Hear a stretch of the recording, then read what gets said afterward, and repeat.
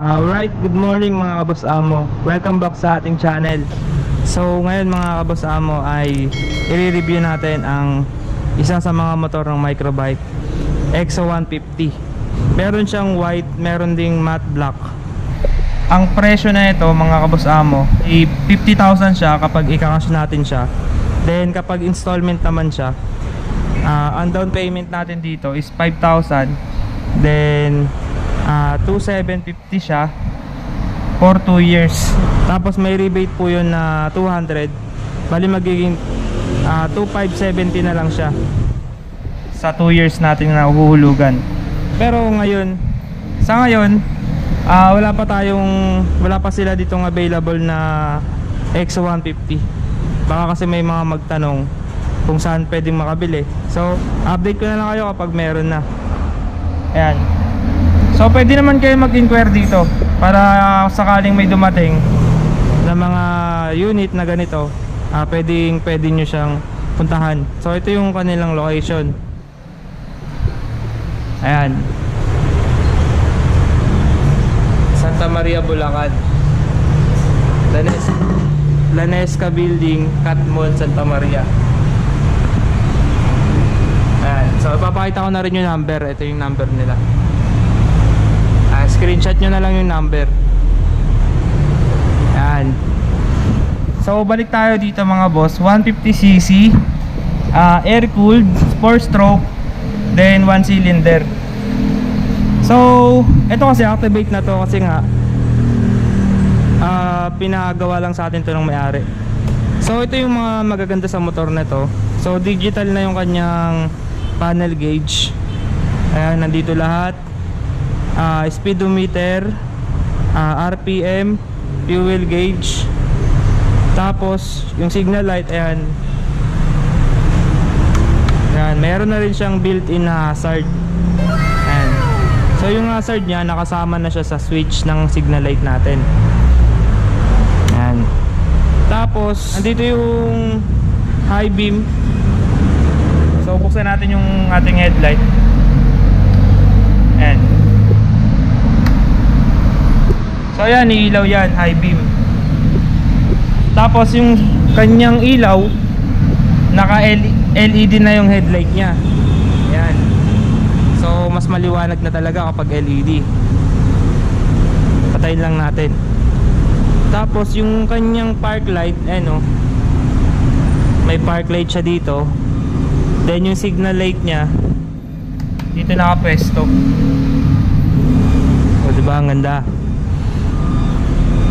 Sa likod naman, ayan, sa likod nya, ito yung kanyang tail light. Ayan. So ang ganda ng style ng likod nya. Pati yung signal light nya, LED na rin yan. So paganayin natin yung signal light. Ayan, ang kanyang signal light. Then yung kanyang upuan mga boss, maganda rin. Ayan, sobrang lapad nya. So komportable ka kapag sumakay ka. Isa pa dito, yan yung footboard nya, malawak rin. Kasyang-kasya yung pao kahit malaki. Then sa mga nagtatanong pala, yung battery pala na ito, ayan, nasa footboard yung battery, parang sa mga Honda Click. Tapos meron na rin siyang sabitan. Pag may mga gusto tayong isabit, mga pamalengke, meron tayo dyan. Dito sa bulsa naman nya, so medyo medyo mababaw at maliit lang. Konti lang yung mailalagay natin dyan. Then yung susian nito, ito yung susian. Ayan, meron naman tayo ditong tinatawag na anti-theft. Ayan, pwede natin siyang i-lock. Ayan, nakalock na siya. So hindi na yan masususian. Ayan. Yung compartment naman nya, ayan, igigitna nyo muna yung susian. Tapos pipindutin nyo lang yung seat. Ayan. So mabubuksan na natin yan. Ito yung maganda dito, compartment. Ayan, malawak siya, marami tayong mailalagay. Ayan. Tapos dito rin yung gas tank. Ayan. Then ito yung kanyang grab bar. Sa gulong, medyo malalaki rin yung gulong nito. Dahil sa likod meron siyang 180 by 14 yung size niya sa likod. Ang brand naman ayan, Airstone. Sa harap naman nito, ang size naman ng kanyang gulong, papansin natin dito mga kaboss amo, ayan, 90/80 by 14 naman. Ang braking system naman sa harap, disc brake, hydraulic. Sa likod naman, drum brake. Ayan, drum brake naman yung likod niya. Starting system, ayan, may kickstart siya, kickstarter, tapos push button. So ano natin yung tunog, pandarin natin. Yan, ito yung tunog ng kanyang makina.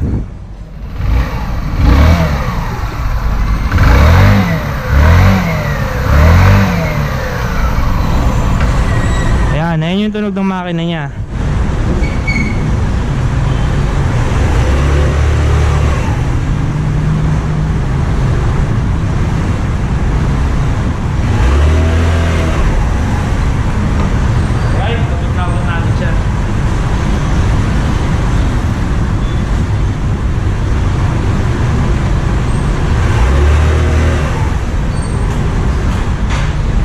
Ayun yung seat height niya. So abot na abot natin siya. Medyo mababa lang kasi yung seat height ng ating EXO 150. So yun lang naman yung mga meron si EXO 150, no. Ngayon naman i-test drive natin siya. Kahit maano lang, maikli lang test drive. So tara, mag-helmet muna ako. Alright mga boss. Ayan, nakasakay na tayo dito sa EXO 150 natin. So ano, hindi pala sa atin. Ay, test drive lang tayo. So tara, samahan nyo ako. Test drive natin ng mabilis lang, para makita nyo yung ano niya sa daan. Yan. So yung kanyang arangkada, ayun no, mapapasin nyo ang lakas ng arangkada niya. Oh, pa.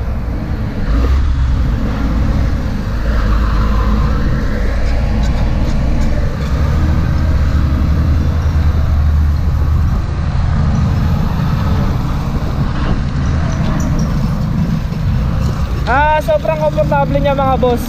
Ayun no, relax na relax lang ako dito.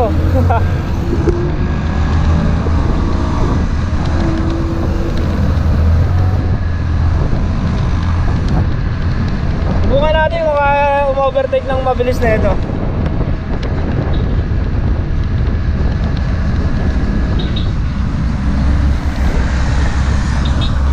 Ay, wag na pala. Hindi pala sa atin to.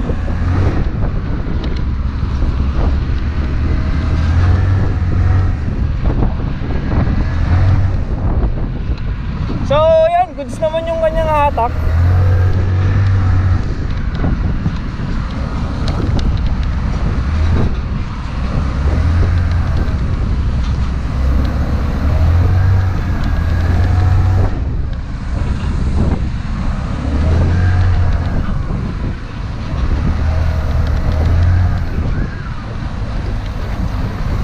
Hindi tayo maka ano, kasi laki ng truck na to. Balik muna tayo, balik.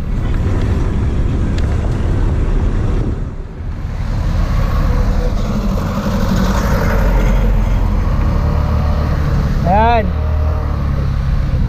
So ito mga boss, natin natin i-back.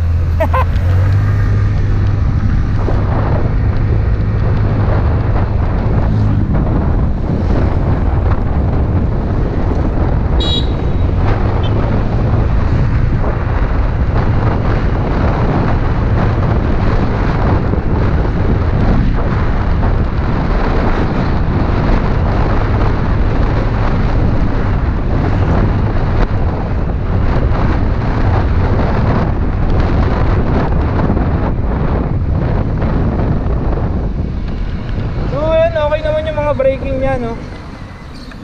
Okay, paunahin natin.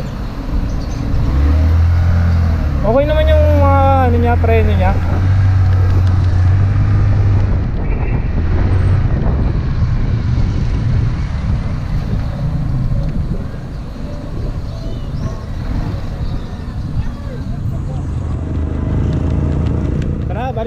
mga boss.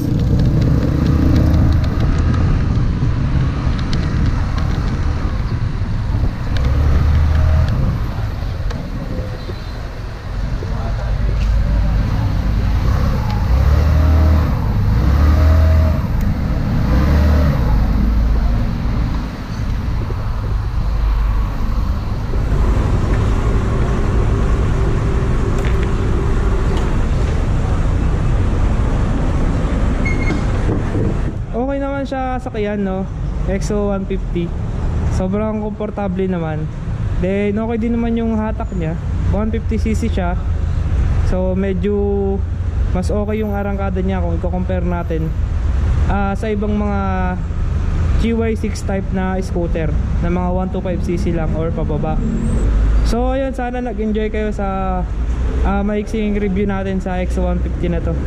So kung nagustuhan nyo nga boss, please subscribe, then hit the bell icon para updated kayo lagi sa mga video natin. So ayun lang, abangan nyo yung mga iba pa nating mga review. Peace.